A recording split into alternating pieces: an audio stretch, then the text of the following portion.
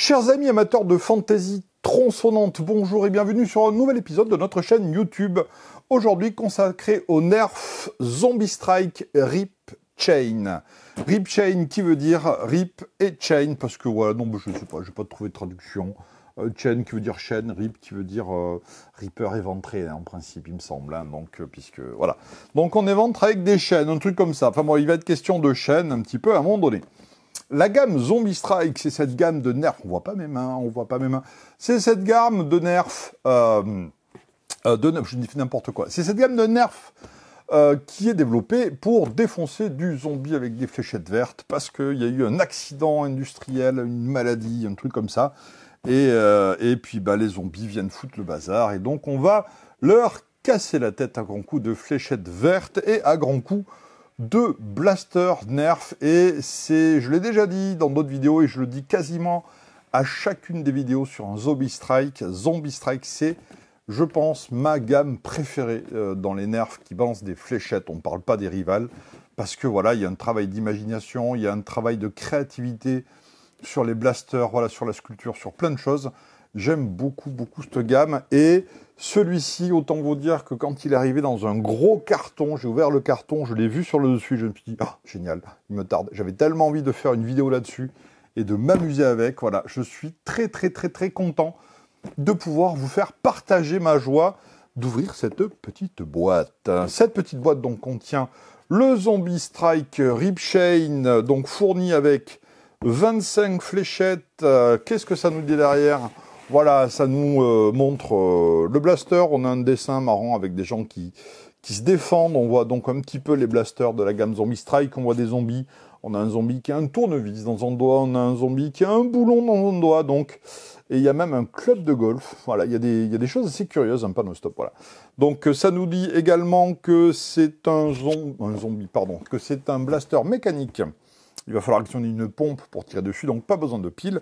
Et que ce blaster a également le slam. Le slam, je le rappelle, on reste le doigt appuyé sur la détente et on va pomper et toutes les fléchettes vont partir, pas besoin de tirer à chaque fois. Voilà, juste l'action de la pompe va propulser les fléchettes à partir du moment où on garde le doigt appuyé sur la détente. On va donc ouvrir cette boîte à l'aide de mon couteau à découper le scotch.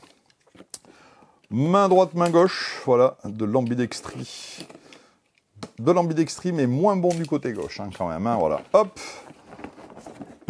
de l'open the box de qualité. Je sens des choses qui sortent. Qu'est-ce que c'est que ça?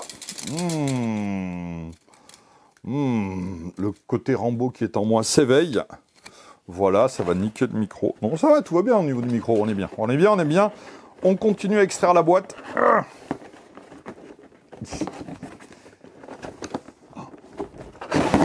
C'est un garçon. Hop là. Il n'y a plus rien dans la boîte. Si, encore des choses cheloues dans la boîte. On sort tout, voilà. Et quand je peux vous voir à travers la boîte, c'est que elle est désespérément vide. Là-dedans, il n'y a rien. Là-dedans, il y a les 25 fléchettes que l'on élimine. De la notice, ne vous tirez pas dans les yeux, ne mangez pas les fléchettes. Et de la notice qui dit comment ça fonctionne. Comment ça fonctionne ? Je pense que je vais essayer de le faire sans lire la notice. Attention, je suis un professionnel.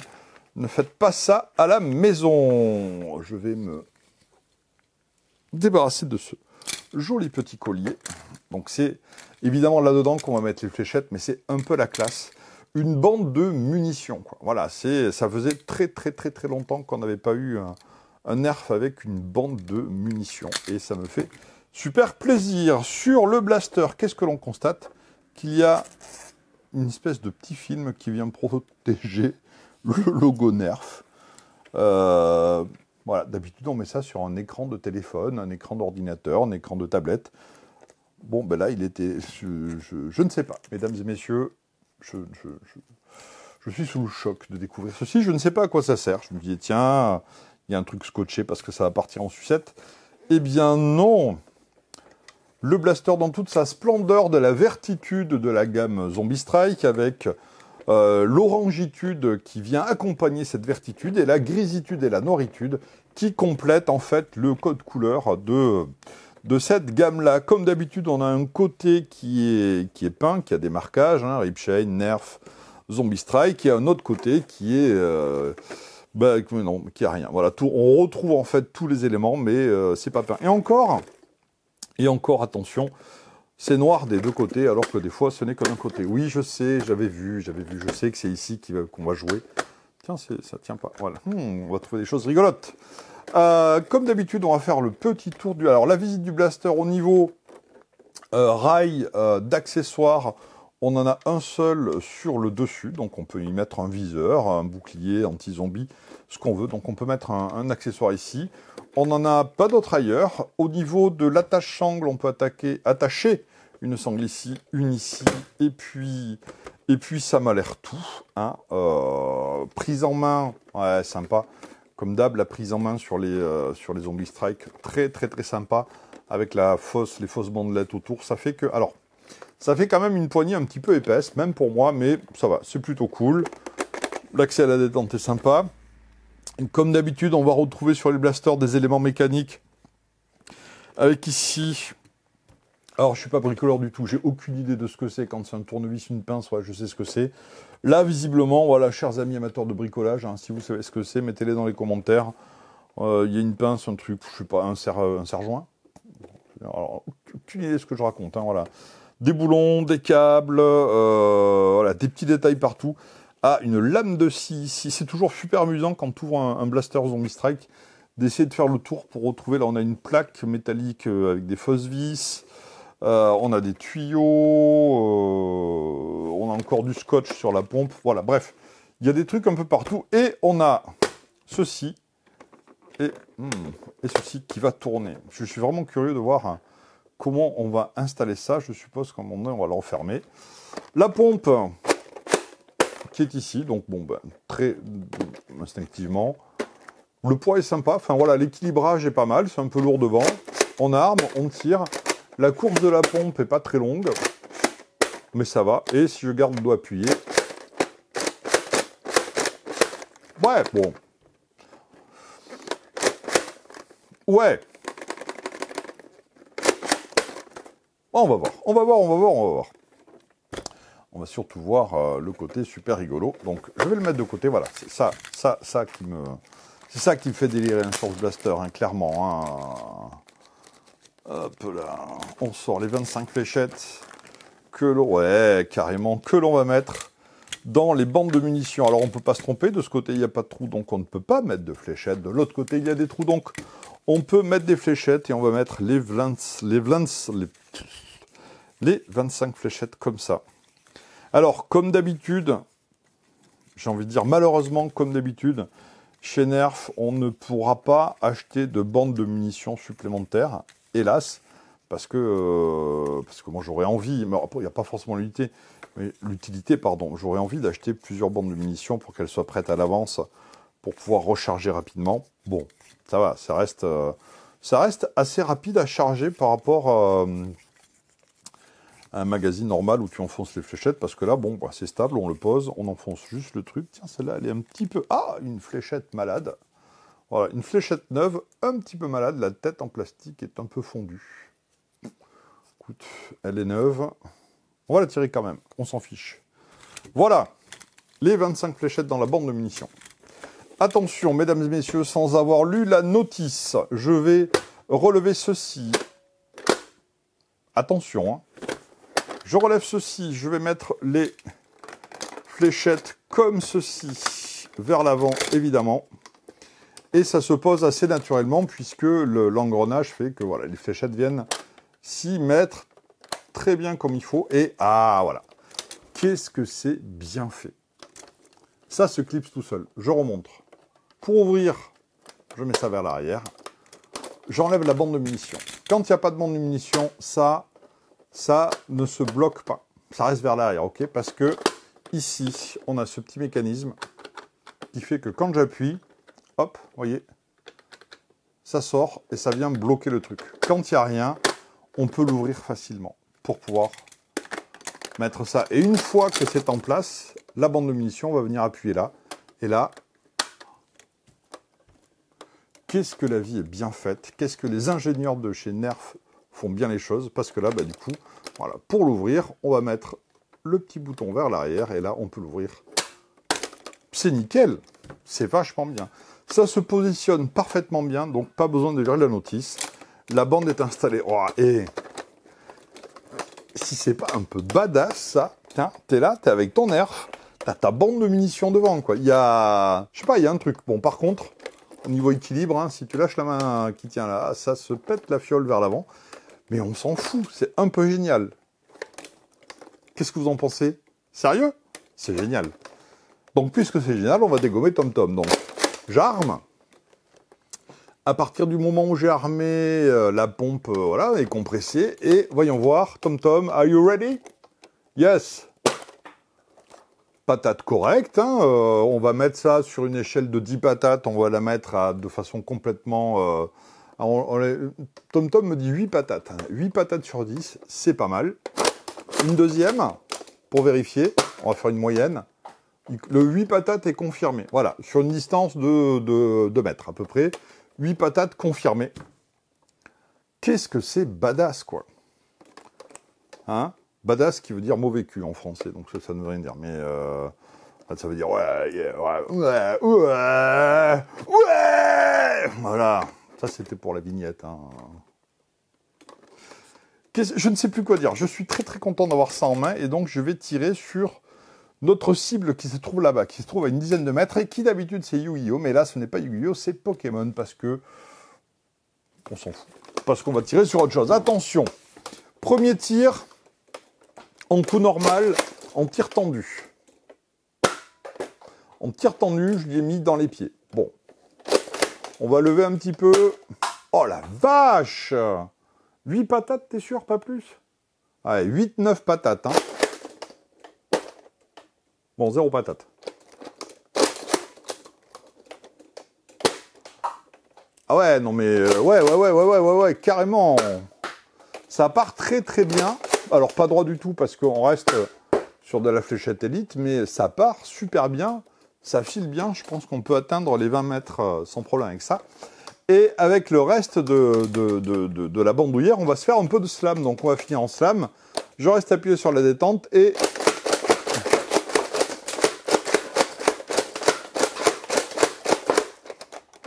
Ah bon alors, on va éviter le slam, puisque c'est de la merde. Voilà, le slam, j'ai des misfires, la course n'est pas assez longue, ça fait n'importe quoi devant.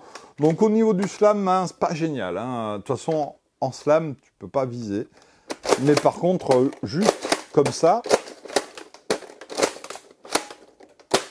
il faut vraiment bien ramener parce que...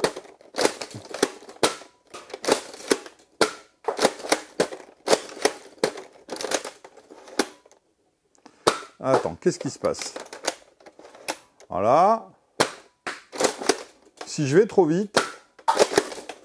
Ah, si je vais trop vite, là, Jean, il n'a pas eu le temps. Ok, d'accord.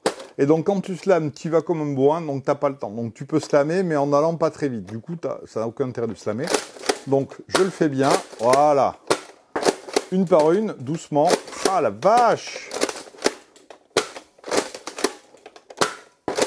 T'as vu comment la chaîne, elle saute à chaque fois, quoi. Voilà, c'est vide. Bon. Ok. Petit débriefing. Qu'est-ce que les sensations de tir? Ça tire très bien. Avec des AccuStrike, à mon avis, tu vises correctement, il n'y a pas de souci. Avec de l'élite, ça va partir dans ta gauche.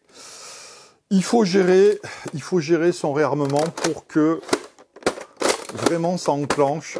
Je pense qu'il ne faut pas y aller comme un gros bourrin. Voilà, tu le réarmes et là ça passe sans problème. Dès que tu commences à y aller comme un débile, voilà, ça part en sucette. Donc voilà, il faut savoir se contrôler. La sensation de la chaîne, le look du truc, c'est juste fabuleux. Là, c'est un 10 sur 10, sans aucun problème. En termes de look, voilà, la hype est complète. Je m'attendais à ça. Voilà, j'avais vu les photos, je l'avais vu. Voilà, je le voulais et voilà, je suis complètement ravi. Attention cependant, en tirant, je me suis rendu compte d'un petit truc un petit peu désagréable. Alors peut-être que c'est juste sur ce modèle. Hein. Au niveau de la poignée, tu vois, en général, la poignée, t'as pas de souci. Eh ben, là, elle bouge la poignée. Ça va pas se voir à la caméra, mais j'ai du jeu sur la poignée. Et donc, plus j'y allais comme un bourrin, plus j'ai la poignée qui se tord. Et si je force un peu, je l'arrache. J'en suis presque sûr. Donc, alors, si vous avez le ripsaw, le rip chain, parce que ripsaw, c'est... Bon, bref. Si vous avez le rip chain, mettez-moi un commentaire, faites-moi un retour. Est-ce que vous avez une poignée un peu faible? Parce qu'effectivement, bah, je peux la tourner, quoi. Enfin, je peux pas la tourner, mais... la vache, il y a un jeu de malade. Tu le vois à la caméra, ça? Il y a un jeu de débile, là. Qu'est-ce que... Alors, ça m'étonne un peu. Alors, ceci dit, puisque la poignée est une coque séparée, c'est pas moulé d'un bloc, on a un bloc là, un bloc là, un bloc là, puis un deuxième bloc pour faire l'espèce de faux tissu. Je pense que c'est ça qui met le bazar. C'est pas moulé d'un bloc, mais du coup, ça bouge beaucoup. Tom, je sais pas. Ouais, ça bouge quand même vachement. Et je suis sûr que si je vais pas le péter parce que ça me ferait extrêmement mal au cœur d'abîmer un blaster. Mais voilà. Là-dessus, là, dites-moi dans les commentaires, est-ce que le vôtre est nickel ou est-ce qu'il bouge aussi? Je pense que moi, je penche pour pas de bol. Voilà, un défaut de truc. Parce que ça arrive, hein, faut pas se leurrer. Voilà, j'ai un super tir, une super compression, mais une poignée qui bouge. Par contre, si surtout les rip chains, la poignée bouge, faites attention. Bon, ceci dit, hein, j'ai un petit peu de force, donc je peux... voilà. Donc, petit bémol sur la poignée. En dehors de ça, de cette toute petite chose qui n'aura pas d'incidence, je pense que vraiment c'est mon exemplaire à moi qui est buggé. Ce blaster est magnifique. J'enlève la chaîne. Et on se fait un petit rechargement à la one again. Hop, une poignée de fléchettes. Alors, il y a tout, hein. Il y a de l'officiel, du chinois, il y a de la ventouse. Il y a n'importe quoi là-dedans. Un jour, je referai une vidéo. Non, ça non. Hein. C'est une vieille fléchette. D'une gamme qui ne se fait plus. Tiens, à propos des gammes qui ne se font plus, mais qui vont se refaire, est-ce que vous avez vu les news? Ils parlent de refaire les Nerf Vortex, ceux avec les petites soucoupes. Ça serait rigolo. Du coup, voilà, si ça ressort, je suis curieux de voir ça. Et j'ai entendu parler d'une autre gamme dont je ne vous parlerai pas. Parce que j'ai fait des recherches sur le net. J'ai pas trouvé grand-chose, donc si ça se trouve, c'est confidentiel. Et je ne veux pas violer le secret de la confidentialité, mais je pense que Nerf nous prépare une belle surprise d'ici la fin de l'année. Vous verrez bien au niveau de blaster qu'on n'a jamais vu chez Nerf, en tout cas. J'ai rechargé, je vais revérifier quand même. Ce jeu. Et hop là! Non, c'est nul. Attention! Ah oui, je l'avais réarmé.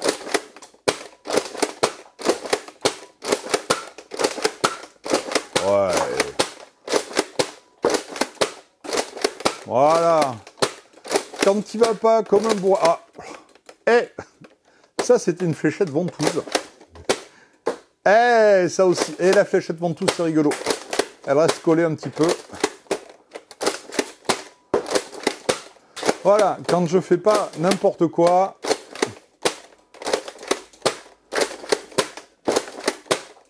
Ouais. 25 fléchettes quand même, hein. T'as quand même une grosse capacité de tir.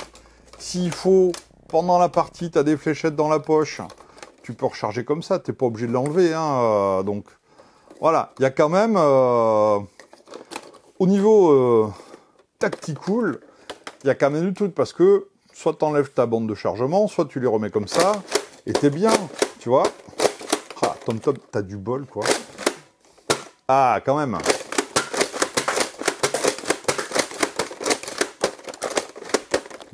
Pourquoi elle est là, celle-là? Voilà, elle a survécu à un autre passage. Bon, allez, hein, c'est sympa.